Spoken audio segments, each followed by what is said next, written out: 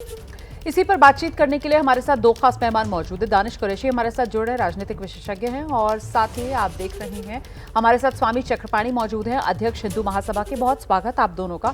स्वामी चक्रपाणी महाराज जी का रुख करते हैं और उन्हीं से जानते हैं ये मंदिर मस्जिद और ये जिस तरीके से आजकल एक मुहिम सी चल रही है, इसको लेकर संघ और संतों की राय अलग है क्या, या स्वामी चक्रपाणी आप संघ की राय के साथ हैं?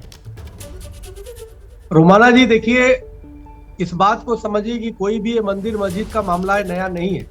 ये मामला उसी समय से शुरू हो गया था जब लुटेरे मुगल आए यहाँ पे और हमारे मंदिरों को तोड़ा, तहस नहस किया और उस पे मस्जिद की गुंबद बना दिए और हमारे धर्म को तहस नहस करने का प्रयास किया, हमारे मान्यता को क्षतिग्रस्त किया। सवाल इस बात का है, उसी समय से हमारे एक दो नहीं लाखों लोगों ने अपनी कुर्बानी दी, चाहे राम मंदिर के लिए, चाहे कृष्ण जन्मभूमि के लिए, हमारे सैकड़ों हजारों मंदिरों के लिए, या काशी विश्वनाथ जी के लिए। आज देखिए किस प्रकार से राम मंदिर भी बना, तो एक लंबी लड़ाई के बाद माननीय सर्वोच्च न्यायालय से निर्णय लेकर के बना है, वो साक्ष्य और प्रमाण के आधार पर बना है। उसी प्रकार से वर्तमान में भी जो काशी में बाबा विश्वनाथ जी के जो भगवान महेश्वर मंदिर के जो यजु खाने से जब मिला, जब सर्वे हुआ तो उससे भगवान शिवलिंग दिखाई दिए। आप जरा सोचिए कि जितने भी कोर्ट में मामले जा रहे हैं सब साक्ष्य और प्रमाण पे जा रहे हैं। जो भी सर्वे के आदेश हो रहे हैं, माननीय कोर्ट जब देखता है कि हाँ भाई इसमें कोई दम है तो सर्वे के आदेश देता है। तो माननीय मोहन भागवत जी कोर्ट से ऊपर तो है नहीं, तो इसलिए उनको इस तरह की बातें बयान देने से पहले 100 बार सोचना चाहिए।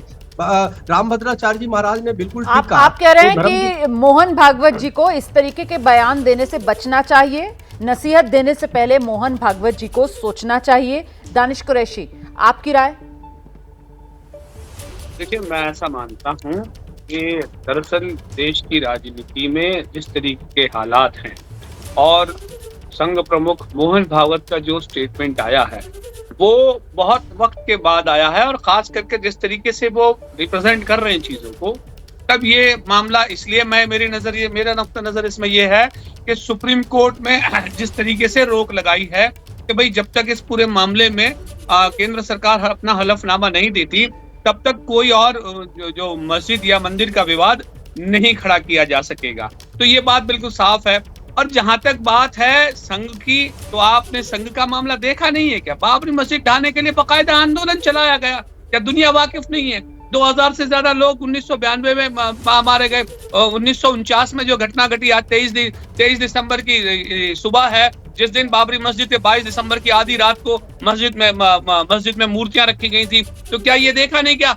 आपको देखना पड़ेगा कि आज की जो परिस्थिति है उसके मुताबिक वो तालमेल करने की कोशिश कर रहे हैं, लेकिन अगर इन चीजों में कोई भी परिस्थिति का बदलाव आएगा तो ये तमाम लोग, सो कॉल्ड सेक्युलर कहलाते लोग भी, संघ का स्टेटमेंट भी उसी तरीके का नजर आएगा जैसे आज समाजवादी पार्टी उत्तर प्रदेश में कहती है और कांग्रेस पार्टी ये कहती है कि भाई मंदिर का ताला हमने खुलवाया, मंदिर में मूर्तियां हमने रखवाई। अब परिस्थितियां बदल गई हैं, तो ये मुसलमानों को बेवकूफ बनाने की राजनीति तमाम लोग मिलकर कर रहे हैं, और मुझे लगता है कि समाज जो है अब इन चीजों से बिल्कुल आ चुका है, उनको पता है कि इस तरह से बेवकूफ बनने की जगह नहीं है। दूसरा, आपकी बात से तो मैं कुछ समझ ही नहीं पाई। मतलब आप तो ऐसा लग रहा है कांग्रेस, समाजवादी पार्टी, बीजेपी, संघ, आपने तो सबको एक ही रंग में रंग डाला। यहाँ पर हम चर्चा इस बात को लेकर कर रहे हैं कि संघ प्रमुख का जो बयान सामने आया है, और संघ प्रमुख का जो बयान है उसको लेकर कई संतों ने आपत्ति दर्ज करा दी है, और खुद स्वामी चक्रपाणी महाराज जी जो है वो भी कह रहे हैं कि साहब संभल कर बोलना चाहिए था, नसीहत देने से बचना चाहिए था संघ प्रमुख को इस तरीके का बयान देने से पहले। लेकिन स्वामी चक्रपाणी, सवाल मेरा ये हो जाता है कि संघ जिसकी तरफ से बार बार कहा जाता है कि साहब वो राष्ट्र निर्माण के लिए समर्पित एक संगठन है, तो क्या यहां पर इस बात को समझना जरूरी है कि संत संघ की उस दूरदर्शिता को नहीं देख पा रहे कि राष्ट्र निर्माण के लिए सामाजिक समरसता कितनी जरूरी है और वो सांप्रदायिक सौहार्द का ताना बाना बरकरार रहे? क्या इसी दिशा में नहीं देखा जाना चाहिए संघ प्रमुख का यह बयान?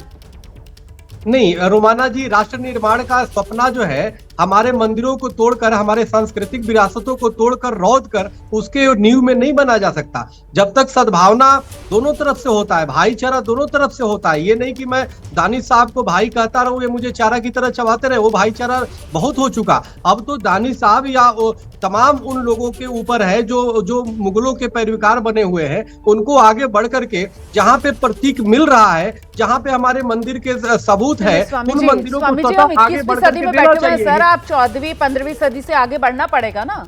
अब 1947 तो में बढ़ी रहे आजादी ना। मिली, यही उसके तो बाद बात है देश ना। में देखिए, संविधान आया, कानून बना, 1991 वर्शिप एक्ट भी आ गया, प्लेसेस ऑफ वर्शिप एक्ट, जिसको लेकर सुप्रीम कोर्ट बार बार केंद्र से जवाब मांग रहा है और वो जवाब भी आना है। लेकिन अगर ऐसे में वो उस सदी के अंदर कौन सा वो आक्रांता आया था, कौन सा वो शासक आया था, उसने किस तरीके से मारकाट मचाई थी, अगर इसी को देखते रहेंगे सर, गाड़ी भी जब चला रहे होते हैं तो फिर वो पीछे वाला जो शीशा है उसमें देखकर गाड़ी ड्राइव नहीं की जाती है ना सर, एक्सीडेंट हो जाता है। आगे ही देखना पड़ेगा सर। और वही आगे की दिशा क्या संघ की तरफ से दिखाई जा रही है, यही मेरा सवाल है।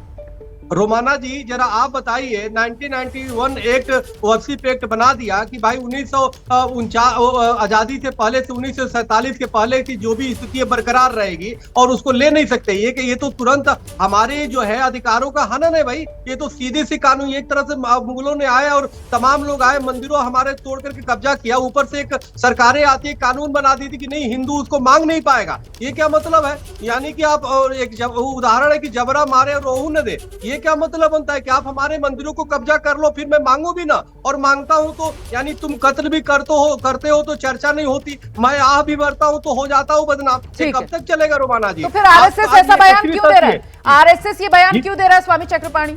वो नहीं, संघ प्रमुख खुद जाने, या तो उनपे उम्र का प्रभाव है या जिहादियों का प्रभाव है। अगर उम्र का प्रभाव नहीं होता, इस तरह की जो ये तो बहुत बड़ी बात आपने कह दी। आप कह रहे हैं संघ प्रमुख पर ये बयान जो वो दे रहे हैं उम्र का प्रभाव या जिहादियों का प्रभाव, मतलब ये तो बहुत बड़ी बात आप कह रहे हैं। वो संघ प्रमुख के इस बयान को इस हिसाब से देख रहे हैं। और दानिश कुरैशी साहब, आपको अभी भी संघ प्रमुख पर भरोसा नहीं है? दानिश कुरैशी, अरे यार, संघ प्रमुख पर भरोसा का क्या मतलब है? अरे वो नागरिक है, मैं भी नागरिक हूँ, उनसे क्या तो वो अच्छा बयान दे रहे हैं ना, वो समाज में भाईचारा बना रहे, इसी को लेकर दिशा दिखाने का काम कर रहे हैं ना। अच्छा, तो ये तो मानेंगे या नहीं? तो मैं नफरत फैला रहा हूँ? आपकी तो मैं बात ही नहीं कर रही हूँ, मैं तो संघ प्रमुख की बात कर रही हूँ। मैं तो संघ प्रमुख के बयान पर आपकी प्रतिक्रिया मांग रही हूँ। वही कह रहा हूँ आपको, मैं संघ प्रमुख के बयान पर आपकी प्रतिक्रिया मांग रही हूँ कि संघ प्रमुख का ये बयान, इसकी सराहना करेंगे आप या नहीं? दानिश जी हमेशा डिबेट में संघ प्रमुख के बयान को लेकर के मोहरा बनाते हैं, संघ प्रमुख के बयान को मोहरा बनाते हैं। इनके लिए तो मौका मिल गया। स्वामी जी एक सेकंड, दानिश कुरैशी अपनी बात रखिए, फिर आती हूँ। हाँ जी दानिश जी, आइए।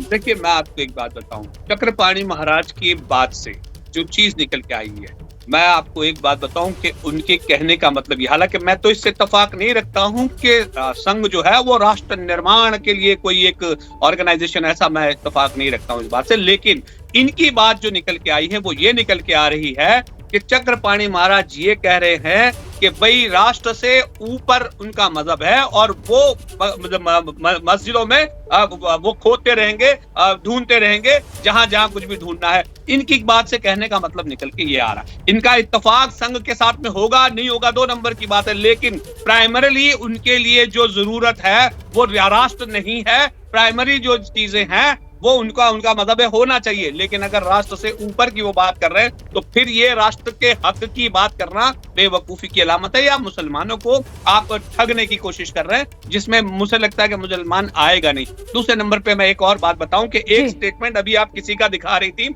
शायद वो जमीयत उलमा इनके थे या कौन था, मैं देख नहीं पाया ठीक से, लेकिन वो ये कह रहे थे कि भाई सामाजिक स्तर पे और राजनीतिक तौर पर उनको जो है आगे आना चाहिए। वो शायद इनको नहीं जानकारी का पता कि भाई इस देश में संघ को जो परमिशन में मिली थी एक तरीके से अपना संगठन की वो करने की, ये इंटीमेशंस के साथ दिया गया था कि भाई आपको राजनीतिक तौर पर कहीं कोई कार्रवाई या किसी तरह की एक्टिविटी में लिप्त नहीं होना। सर, जैसे स्वामी चक्रपाणी की सुई 14वीं 15वीं सदी में अटकी हुई है, आपकी भी सुई संघ को लेकर कहीं बहुत पीछे इतिहास में अटकी हुई है ना, आपको भी आगे बढ़ने की जरूरत है। फिलहाल समय इतना ही है मेरा। बहुत बहुत शुक्रिया आप दोनों का इस चर्चा में शिरकत करने के लिए।